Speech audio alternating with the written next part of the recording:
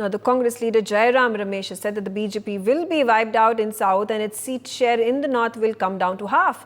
He has shown confidence that India Alliance will get a clear majority on 4th of June, and he has stated that it is clear from the body language of the Prime Minister that he is nervous.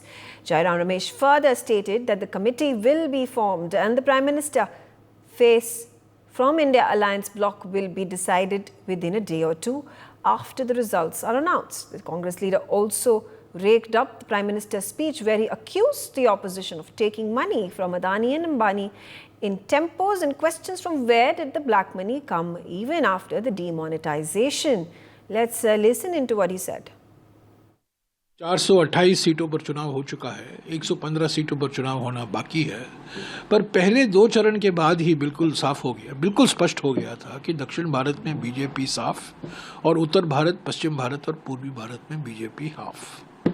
तो अभी तो तय हो गया है कि 4 तारीख को कांग्रेस पार्टी और इंडिया जनबंधन के पार्टियों को स्पष्ट और निर्णायक बहुमत मिलेगा।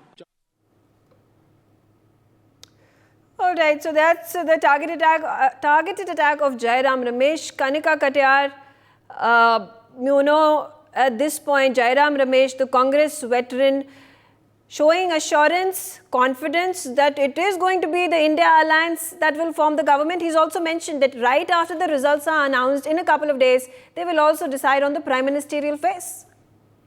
देखिए, बिल्कुल साफ तौर पे कांग्रेस महासचिव जयराम रमेश ने अपने आप में बड़ा दावा ठोका है कि इंडिया अलायंस की सरकार बनने वाली है। उनका ये भी कहना है कि साउथ में बीजेपी बिल्कुल साफ होती हुई नजर आएगी। हालांकि बीजेपी लगातार साउथ में बड़ा फोकस कर रही है, बार बार प्रधानमंत्री जो है रैली कर रहे हैं और बीजेपी का बड़ा दावा है कि साउथ में इस बार बीजेपी का ग्राफ बढ़ेगा। लेकिन जयराम रमेश कह रहे हैं कि साउथ में बीजेपी साफ है, उत्तर प्रदेश में बीजेपी हाफ है और ये भी कह रहे हैं कि 4 जून के बाद इंडिया अलायंस की सरकार बनेगी और उसके बाद प्रधानमंत्री कौन बनेगा उसका चयन किया जाएगा। क्योंकि तमाम जो अलग अलग पार्टियां हैं, खासतौर पे बीजेपी बार बार ये कहती है कि उनके पास चेहरा है, प्रधानमंत्री नरेंद्र मोदी उनके लिए एक चेहरा है जो वो पूरे देश में पेश कर रहे हैं और जिसके चेहरे पे चुनाव लड़ रहे हैं। लेकिन विपक्ष के पास कोई चेहरा नहीं, क्योंकि प्रधानमंत्री कौन बनेगा ये ऐलान नहीं किया गया है। तो उसको लेकर जयराम रमेश ने बयान दिया है कि 4 तारीख के बाद जब सरकार बनेगी तब तय होगा कि कौन प्रधानमंत्री का चेहरा होगा। लेकिन अपने आप में बड़ा दावा जो है वो जयराम रमेश की ओर से यही कहा जा रहा है कि 4 तारीख के बाद जो परिणाम आएंगे वो इंडिया अलायंस के फेवर में आएंगे और एनडीए के विरोध में आएंगे।